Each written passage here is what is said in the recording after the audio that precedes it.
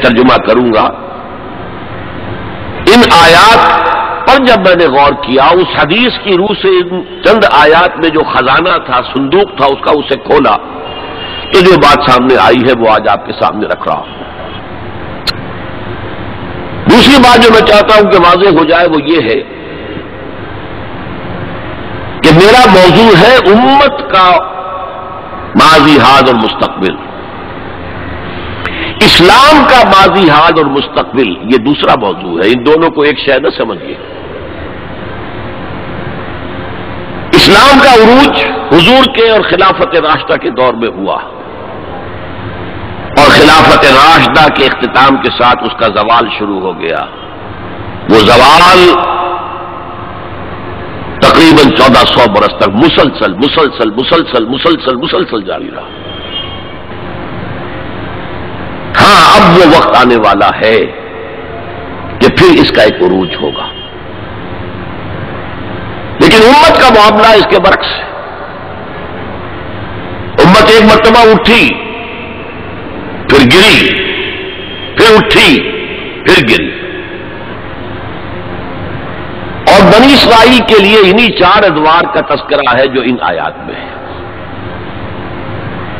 ہم نے یہ فیصلہ سنا دیا تھا، پیشگی بنی اسرائیل کو، وَقَضَيْنَا إِلَىٰ بَنِي إِسْرَائِيلَ فِي الْكِتَابِ، اپنی کتاب میں، تورات میں، لَتُفْسِدُنَّ فِي الْأَرْضِ مَرَّتَيْنِ، تم 2 مرتبہ زمین میں با فساد بچاؤ گے، وَلَتَعْلُنَّ عُلُوًّا كَبِيرًا، اور سرکشی کرو گے، بہت اونچی سرکشی، بہت بڑی سرکشی۔ اب یہاں پر حذف سمجھیے، محذوف سمجھیے، انڈرسٹوڈ سمجھیے کہ جب یہ وقت آئیں گے تو تم پر ہمارے عذاب کے شدید کوڑے پڑیں گے، اس لیے کہ آگے جو لفظ وعدہ آ رہا ہے، فَإِذَا جَاءَ وَعْدُ أُولَاهُمَا، تو وعدہ تو عذاب کا تھا، اصل میں یہ تو خبر تھی، صرف یہ وعدہ نہیں تھا کہ تم 2 مرتبہ اپنی تاریخ کے دوران بہت شدید سرکشی کرو گے، اللہ کے خلاف، اللہ کے دین کے خلاف، اللہ کی شریعت کے خلاف بہت فساد بچاؤ گے۔ اور یہاں جیسا کہ میں نے عرض کیا، اب امپلائڈ سمجھیے، اور اس پر ہمارے عذاب کے شدید کوڑے تم پر برسیں گے۔ فَإِذَا جَاءَ وَعْدُ أُولَاهُمَا، تو جب ان 2 وعدوں میں سے پہلے وعدے کا وقت آیا، یعنی عذاب کا وعدہ جو ہم نے تم سے کیا تھا، جو وعید دی تھی تمہیں، بَعَثْنَا عَلَيْكُمْ عِبَادًا لَنَا أُولِي بَأْسٍ شَدِيدٍ، ہم چڑھا لائے تم پر اپنے وہ بندے جو بہت جنگجو تھے، بہت وحشی تھے، بہت فوجی قوت کے حامل تھے، فجاسوا خلال الدیار، وہ تمہاری آبادیوں میں گھس گئے اور پھیل گئے۔ وکان وعدا مفعولا، اور وہ وعدہ جو ہے پورا ہو کر رہا۔ اس سے واضح ہو گیا وعدہ عذاب کا تھا۔ ظاہر بات ہے کہ اس پہلے زوال سے یا پہلے سرکشی سے، اس سے قبل یقیناً کوئی دور اچھا تھا جس کے بعد یہ زوال آیا ہے۔ وہ دور ہے جو ان کی خلافت راشدہ سے تعبیر کیا جا سکتا ہے۔ حضرت طالوت، حضرت داؤد، حضرت سلیمان علیہ السلام کا دور تقریباً 100 برس۔ یہ بعد میں تفصیل سے ذرا میں عرض کروں گا، اس لیے کہ ہمیں سابقہ امت مسلمہ کی تاریخ جو ہے اس کا بھی خاکہ ذہن میں رکھنا چاہیے، اس لیے کہ مستقبل میں اصل جو پیچ پڑنے والا ہے، جیسے پتنگوں کا پیچ پڑتا ہے، وہ انہی 2 امتوں کے مابین ہے بنیادی طور پر، اور اس کے پس منظر کو سمجھنے کے لیے دونوں کی تاریخ کا ایک خاکہ ذہن میں ہونا چاہیے۔ پھر فرمایا ثم رددنا لكم الكرة عليهم، پھر ہم نے لوٹا دی تمہاری باری ان پر، وَأَمْدَدْنَاكُمْ بِأَمْوَالٍ وَبَنِينَ، اور ہم نے تمہاری مدد کی مالوں کے ساتھ، اموال کے ساتھ اور بیٹوں کے ساتھ، وَجَعَلْنَاكُمْ أَكْثَرَ نَفِيرًا، اور تمہاری تعداد تو وہ پہلے دور عروج کے مقابلے میں بھی زیادہ ہو گئی۔ ان احسنتم، اگر تم نے کوئی بھلائی کمائی، احسنتم لانفسکم، تو تم نے اپنے لیے کمائی، وَإِنْ أَسَأْتُمْ، اگر تم نے برائی کمائی، فَلَهَا، وہ بھی تمہارے اپنے نفس کے لیے ہے، اپنی جانوں کے لیے ہے۔ فَإِذَا جَاءَ وَعْدُ الْآخِرَةِ، آیا دوسرے وعدے کا وقت،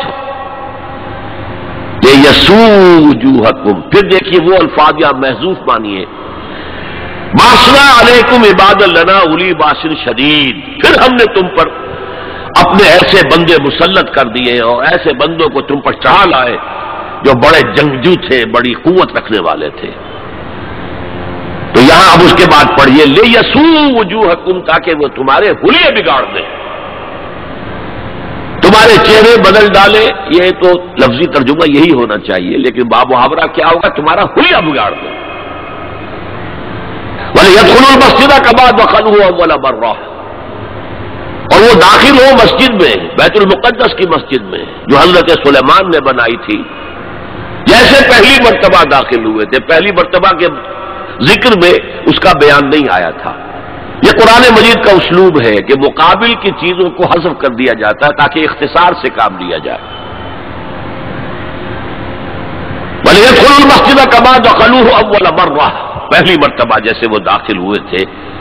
وَلْيُتَبِّرُوا مَا عَلَوْا تَتْبِيرًا، اور جس چیز پر بھی انہیں اختیار حاصل ہو جائے اسے برباد کر کے رکھ دیں، تباہ کر دیں۔